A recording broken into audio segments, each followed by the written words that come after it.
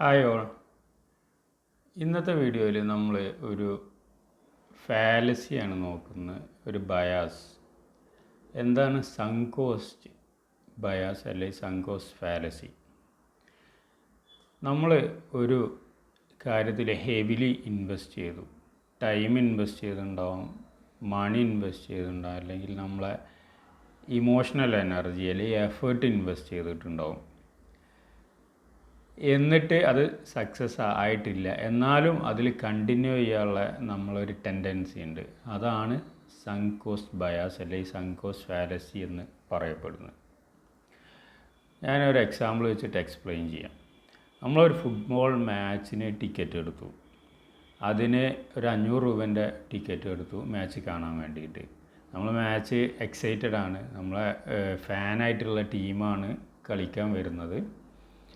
പക്ഷെ കളീൻ്റെ വരുന്ന ദിവസത്തിൻ്റെ കുറച്ച് മുമ്പായിട്ട് നമുക്ക് ചെറിയ പനി പോലെ തോന്നും. അപ്പോൾ പനി പോലെ തോന്നി, ഇനി നമുക്ക് കളി അറ്റൻഡ് ചെയ്യാൻ പോയി കഴിഞ്ഞാൽ നമ്മളെ പനി കൂടുക. എന്നാണ് ഈ ചെറിയ കാലാവസ്ഥയും മോശമാണ്, കുറച്ച് മഴയൊക്കെ ഉള്ള സമയമാണ്, കാലാവസ്ഥയും മോശമാണ്. നമ്മൾ പുറത്ത് പോയി കഴിഞ്ഞാൽ നമുക്ക് പനി പിടിക്കാനാണ് കൂടുതൽ ചാൻസ്. എന്നിട്ട് നമ്മൾ ഡോക്ടറെ കാണേണ്ടി വരും, റെസ്റ്റ് എടുക്കേണ്ടി വരും, ഓഫീസിൽ പോകാൻ കഴിയില്ല, അങ്ങനത്തെ ഒരു സാഹചര്യം വരും. അപ്പോൾ നമ്മൾ എടുക്കേണ്ട ബെസ്റ്റ് ഡിഷ് എന്ന് പറഞ്ഞാൽ ആ 500 രൂപ പോട്ടെ, കളിക്ക് പോതൊക്കെ എന്നുള്ളതായിരിക്കും. പക്ഷെ നമ്മൾ ഈ 500 രൂപ കൊടുത്തുകൊണ്ട് നമുക്കൊരു ടെൻഡൻസി ഉണ്ടാവും, ഇനിയിപ്പോൾ 500 പോക്കണ്ടല്ലോ, കളിക്ക് പോകാമല്ലോ എന്നുള്ള ആ ഒരു ടെൻഡൻസി. അതാണ് sunk cost bias, sunk cost fallacy എന്ന് പറയുന്നത്. ഈ സങ്ക് കോസ്റ്റ് ഫാലസി ഈ ക്യാഷിൻ്റെ കാര്യത്തിൽ മാത്രമല്ല. നമ്മളിപ്പോൾ ഒരു കോഴ്സ് തിരഞ്ഞെടുത്തു, നമ്മളൊരു എൻജിനീയറിങ് കോഴ്സ് പഠിക്കാൻ വേണ്ടി.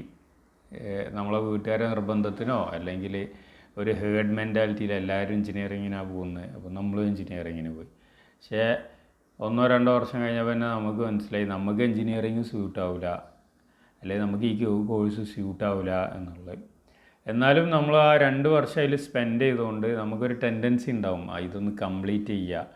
നമുക്ക് എന്നൊരു ഫുൾഫിൽമെൻറ്റ് വരുന്നില്ലെങ്കിലും അത് കംപ്ലീറ്റ് ചെയ്യാനുള്ളൊരു ടെൻഡൻസി ഉണ്ടാവും. ഇതൊക്കെയാണ് ഈ ബയാസ് നമ്മളിൽ അതായത് ചെയ്യുന്ന ഓരോ കാര്യങ്ങൾ.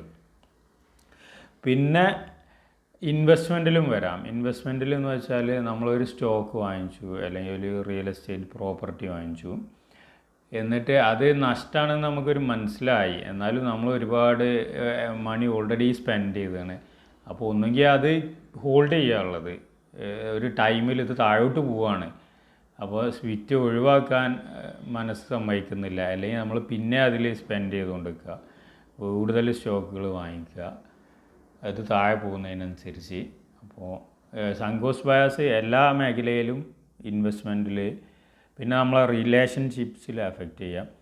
നമ്മളൊരു റിലേഷൻഷിപ്പിലാണ്, അത് നമ്മൾ ഉദ്ദേശിച്ച പോലെ പോകുന്നില്ല, പക്ഷേ എന്നാലും ഇത്രയും നമ്മൾ ടൈമും ഇമോഷണൽ എനർജിയൊക്കെ ഇൻവെസ്റ്റ് ചെയ്ത റിലേഷൻഷിപ്പാണ്, അതുകൊണ്ട് അതിലിങ്ങനെ സ്റ്റിക്ക് ചെയ്യുക, അത് വർക്ക് ചെയ്തോളും എന്നുള്ളൊരു ഹോപ്പിലോ, അല്ലെങ്കിൽ നമ്മൾ ഓൾറെഡി ഇത്രയും സ്പെൻഡ് ചെയ്തതല്ലേ എങ്ങനെ, അതായത് നമ്മൾ 5 ഇയർ സ്പെൻഡ് ചെയ്തു, 5 ഇയർ ഇമോഷണലി അറ്റാച്ച്ഡായി, ഇനി ഇതെല്ലാം കൂടെ കളഞ്ഞു വിളിക്കാൻ പറ്റുമോ എന്നുള്ള ആ ഒരു ചിന്ത. പിന്നെ എന്താണ് ഈ ഒരു റീസൺ, ഇങ്ങനെ ഒരു ബയാസ് മനുഷ്യരിൽ, ഹ്യൂമൻസിൽ ഉണ്ടാകാനുള്ളൊരു റീസൺ എന്താണെന്ന് വെച്ചാൽ, ഹ്യൂമൻസ് നോർമലി ഒരു റാഷണൽ ഡിസിഷൻ മേക്കേഴ്സ് അല്ല. നമ്മളെ ഇമോഷൻസ് ഒക്കെ വെച്ചിട്ടാണ് നമ്മൾ ഡിസിഷൻസ് എടുക്കുന്നത്. ഇമോഷൻസ് ഭയങ്കരമായിട്ട് എഫക്റ്റ് ചെയ്യും ഡിസിഷൻസിൽ. പിന്നെ അതുപോലെ തന്നെ നമ്മൾ എന്താ പറയുക, ഇങ്ങനൊരു കാര്യം കൺസിഡർ ചെയ്യാൻ ഫെയിൽ ചെയ്തു പോകും. അതായത് നമ്മൾ ഓൾറെഡി സ്പെൻഡ് ചെയ്തിട്ടുള്ള എഫേർട്ട്, അല്ലെങ്കിൽ മണി, അല്ലെങ്കിൽ ഇമോഷണൽ എനർജി ഒന്നും ഇനിയിപ്പോൾ റിക്കവർ ചെയ്യാൻ കഴിയില്ല.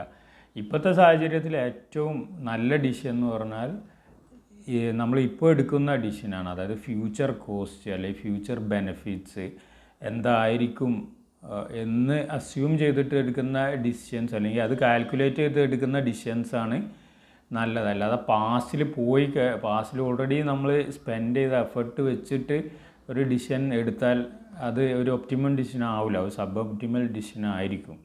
അപ്പോൾ അതൊക്കെ മനസ്സിലാക്കാനുള്ള നമ്മൾ ആ ഒരു എന്താ പറയുക ഡിഫക്റ്റ് മനസ്സിലാക്കാതെ പോകുന്നതാണ് ഈ ഒരു ബയാസ് വരാനുള്ള കാരണം. പിന്നെ ഒരു ലോസ് അവേഴ്ഷൻ എന്ന് പറഞ്ഞിട്ടുള്ള ഒരു കാര്യമുണ്ട്. അതായത് നമുക്ക് ഒരു ലോസിനായിരിക്കും കൂടുതൽ പെയിൻ ഉണ്ടാകുക ഒരു ഗെയിനിലേറെ.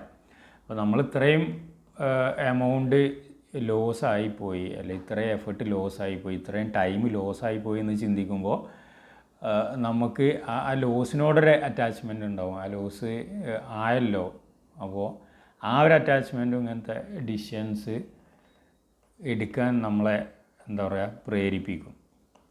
പിന്നെ അതൊരു വിഷ്യസ് സൈക്കിളാണ്. അതായത് നമ്മൾ സങ്ക് കോസ്റ്റിലോട്ട് പിന്നെ ഇൻവെസ്റ്റ് ചെയ്യുന്നത്, അങ്ങനെ ഇൻവെസ്റ്റ് ചെയ്തുകൊണ്ടേ ഇരുന്നിട്ട് ഇതൊരു സൈക്കിളായി മാറുകയും ചെയ്യും. അതിനുള്ളൊരു സാധ്യതയുണ്ട്. നമുക്കിത് എങ്ങനെ അവോയ്ഡ് ചെയ്യാൻ പറ്റും എന്നുള്ളതാണ്. ഒന്ന് ക്ലിയർ ആയിട്ടുള്ള ഗോൾ സെറ്റ് ചെയ്യുക ആദ്യ കാര്യങ്ങൾ ചെയ്യുമ്പോൾ. അപ്പോൾ നമ്മൾ പോകുന്ന പാത്ത് കറക്റ്റ് അല്ല എന്നുള്ളത് നമുക്ക് പെട്ടെന്ന് മനസ്സിലാക്കാനും അതിനനുസരിച്ച് ഡിസിഷൻസ് എടുക്കാനും റാഷണൽ ഡിസിഷൻസ് കൂടുതൽ എടുക്കാൻ സാധിക്കും. പിന്നെ ഡാറ്റ ഡ്രിവൻ ഡിസിഷൻസ് എടുക്കുക. നമ്മൾ ചെയ്യുന്ന കാര്യങ്ങളൊക്കെ കുറേയൊക്കെ ലോഗ് ചെയ്യുക. ഡാറ്റ ബേസ്ഡ് ലോജിക്കൽ ഡിസിഷൻസ് എടുക്കുക, ഇമോഷണലി ക്യാരീഡ് ഓവറാകാതെ. പിന്നെ നമ്മളെ ജീവിതത്തിൽ നല്ല ഡിസിഷൻ മേക്കിംഗ് സ്ട്രക്ചേഴ്സ് അല്ലെങ്കിൽ പ്രാക്ടീസസ് കൊണ്ടുവന്നാൽ ഇങ്ങനത്തെ ബയാസിനൊക്കെ നമുക്ക് ഓവർകം ചെയ്യാൻ പറ്റും. ഇങ്ങനത്തെ ബയാസ് അല്ലെങ്കിൽ ഫാലസീസിനെ കുറിച്ച് കൂടുതൽ പഠിക്കുക, ഡിസിഷൻ മേക്കിങ്ങിനെ കുറിച്ച് കൂടുതൽ പഠിച്ചിട്ട് സ്ട്രക്ചേർഡ് ആയിട്ടുള്ള ഡിസിഷൻ മേക്കിങ് ചെയ്യാൻ പഠിക്കുക. അങ്ങനെ ആകുമ്പോൾ ഇങ്ങനത്തെ ഫാലസീസിൻ്റെ എഫക്റ്റൊക്കെ നമുക്ക് കുറക്കാൻ പറ്റും. ഫുള്ളി ഓവർകം ചെയ്യാൻ പറ്റിയില്ലെങ്കിലും നമുക്കത് മിറ്റിഗേറ്റ് ചെയ്യാൻ പറ്റും. അപ്പോൾ ഇത്രയാണ് ഇന്നത്തെ വീഡിയോയിൽ ഷെയർ ചെയ്യാനുള്ളത്. Thank you for watching. Thank you.